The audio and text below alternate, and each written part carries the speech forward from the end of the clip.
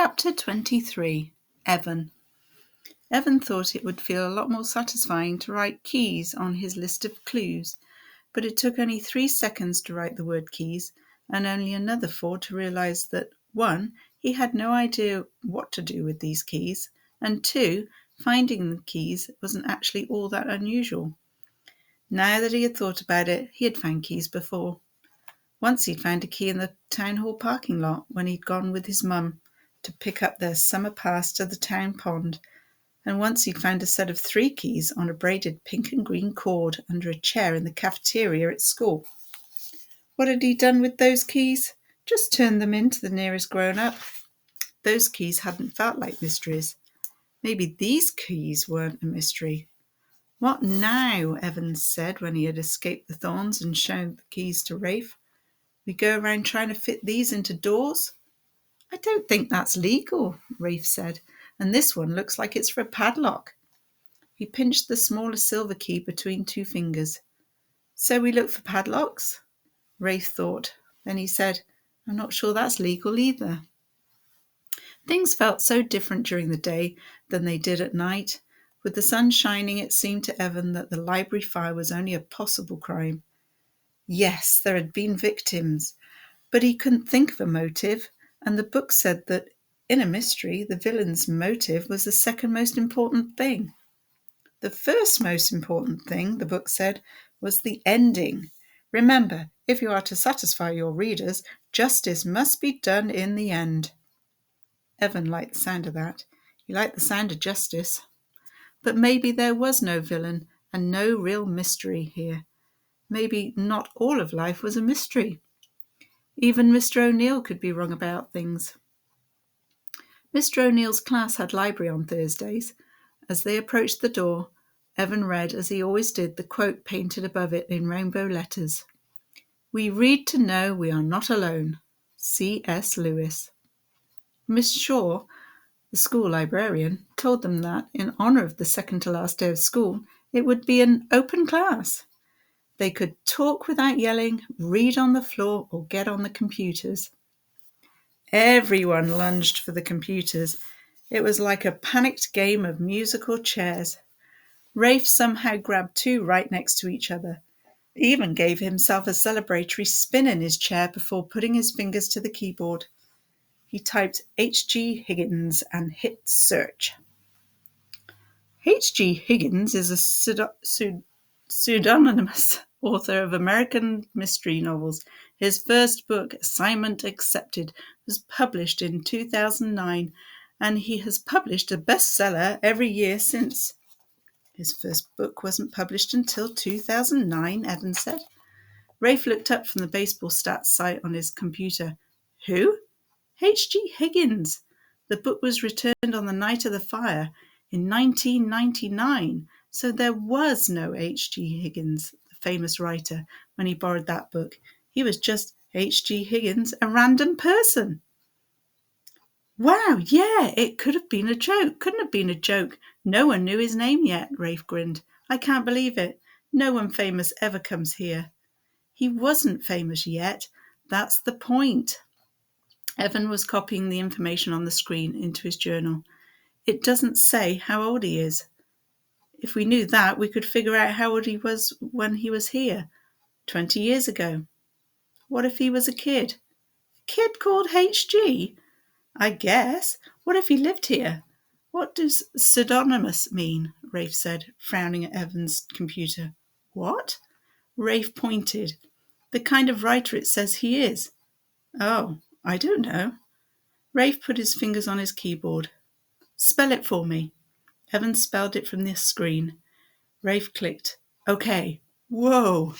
What? It means that H.G. Higgins is a fake name. A pen name, it's called.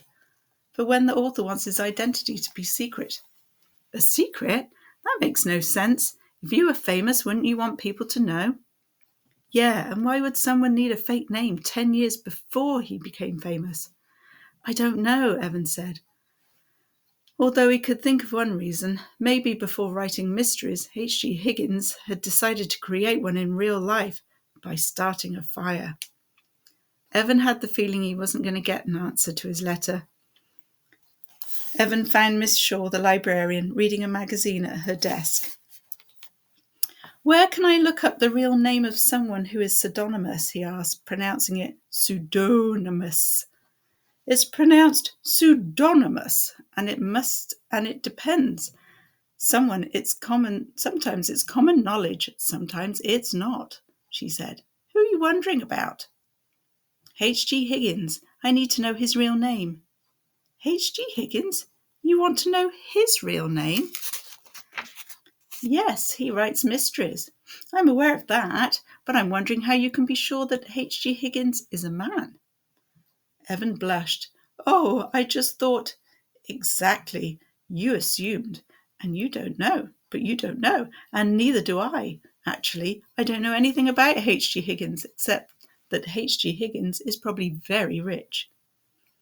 I think maybe he or she lived around here a long time ago. Really? That's interesting. Is there some place I could look to find out if he really lived here? Without his real name? Can't think where. We certainly don't have anything here, and I doubt there's anything on file at the History House. They only have a few things, just town history mostly. I don't think this qualifies.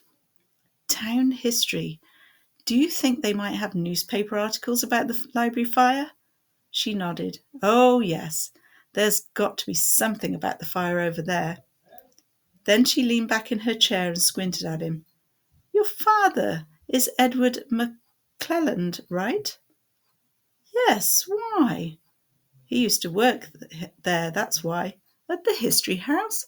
No, at the library, when we were in high school. You know my dad? Well, I did. When we were kids, we were in a book club together. She paused. Sort of.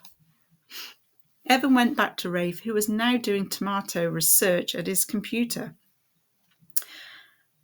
No information, he told Rafe. We'll figure it out, Rafe said, scribbling notes about slug deterrence.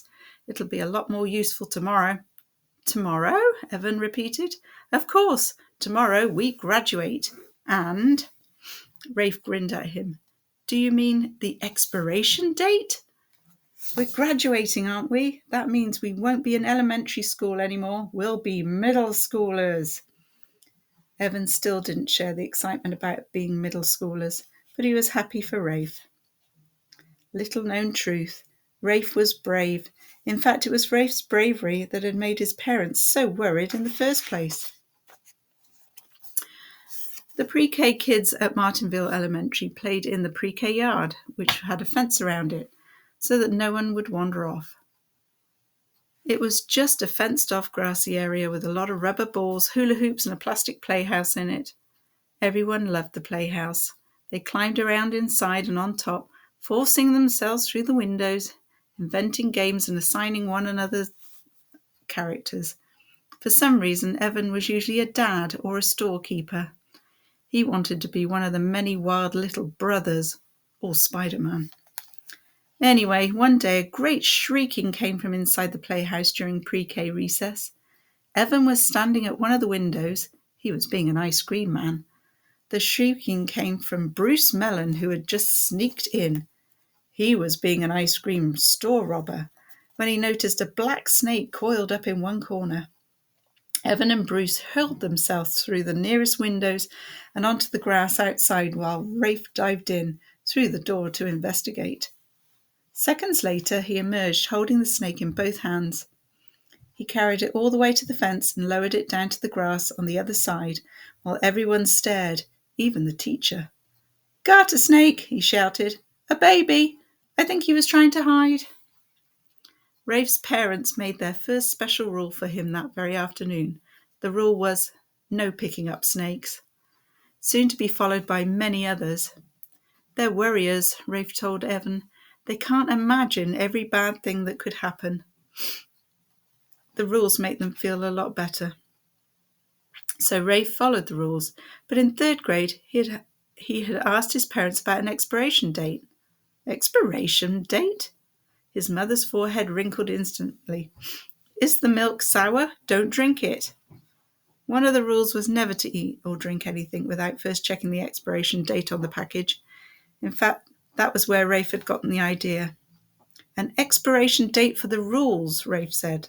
Someday I do want to cross the street by myself and climb trees and walk on the grass without socks and shoes on. His parents looked uncertain. Well, I guess the rules can't last forever. His father's forehead was also scrunched up now, as if he was imagining that Rafe might run straight out the door and start picking up snakes. But if there is an expiration date, it should be very far away, his mum added. How about middle school? Rafe said. Both of his parents relaxed visibly. Middle school, his father said. Yes, very good. The rules will expire when you are a middle schooler. And his parents smiled at each other because at that time, middle school seemed so far away. Most of the kids at Martinville Elementary had forgotten all about the snake. Evan had not forgotten. He knew that when Rafe did not cross streets and did not climb trees, he was only taking care of other people, his parents this time, and Rafe didn't need anyone else to know it. Hey, Evan said, so does this mean that tomorrow after graduation we can start looking for doors to open with the keys, even if it's slightly illegal? Tomorrow, Rafe confirmed, clicking over to a website called Everything You Ever Wanted to Know About Fertilizer But Were Afraid to Ask. Right after I get back from the dentist.